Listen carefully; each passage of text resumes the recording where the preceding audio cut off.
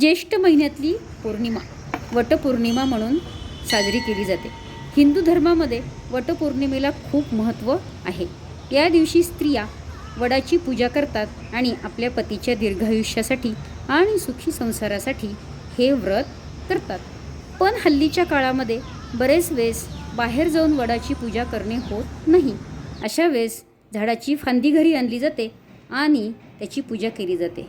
त्यामुळे झाडे तर तोडली जातातच, त्यापेक्षा घरीच जर आपण छोट्याशा कुंडीत वडाचे रोप लावू शकलो किंवा घरीच वडाचे चित्र काढून त्याची पूजा करू शकलो, तसेही जमत नसेल तर साधा भाव सिद्धीला पाव याप्रमाणे ताटामध्ये रांगोळीचं वड काढून आपण त्याची पूजा करू शकतो.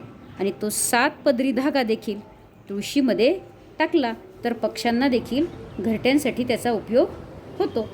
जर वडाला जाणे झाले तर उत्तमच, नाही तर घरीसुद्धा आपण वडाची पूजा नक्कीच साध्या भावाने करू शकतो आणि हा साधा भाव ईश्वरापर्यंत नक्कीच पोहोचतो. आयुर्वेदाच्या दृष्टीने सुद्धा वडाचे खूप महत्त्व आहे. वडाच्या पारंब्याचे देखील खूप महत्त्व आहे. त्यामुळे आपण नक्कीच दिवसभरात कधीही वडाच्या झाडाला जाऊन प्रदक्षिणा मारल्या, वडाला नमस्कार केला तर ते देखील फलदायी होऊ शकते.